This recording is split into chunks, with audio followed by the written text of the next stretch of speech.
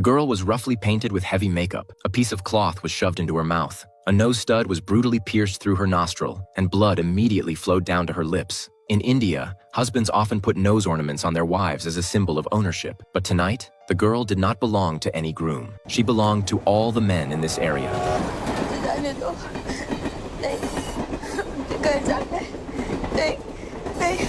This was Kamthipura, a famous red light district in India, notorious for human trafficking and rampant criminal organizations. Yet from here emerged a legendary figure. She was Gangubai Kathiawadi, the future empress of Mumbai. She was adorned with expensive gold jewelry and was the only woman in the country who owned a Bentley at the time. Whenever a new girl in the red light district didn't cooperate, the madams would turn to Gangubai for help. But Gangubai never resorted to violence. She would first quietly tell her story and then present the girls with a choice: stay and make money, or take poison and die. Many resolute girls chose the latter. At this point, Gangubai would say nothing. Instead, she would pay 10 times the price to buy their freedom and have them sent home. Her subordinates always wondered why she would waste money to rescue these women. But Gangubai's reason was to win hearts and minds, laying the groundwork for her future political career. She wanted not just money, but power. Gangubai's next goal was to run for the position of area head of Kamthipura. Her opponent, Razia, had been the district head for 2 years and held significant power. To compete with her,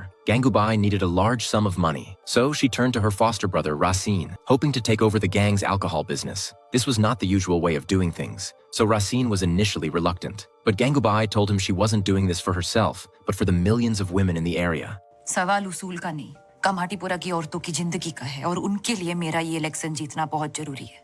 election जीती तो उनके लिए सोच सकूंगी, लड़ सकूंगी, शायद उनकी जिंदगी बदल सकूंगी। वरना रजिया ऐसी सबका जीना हराम करती रहेगी।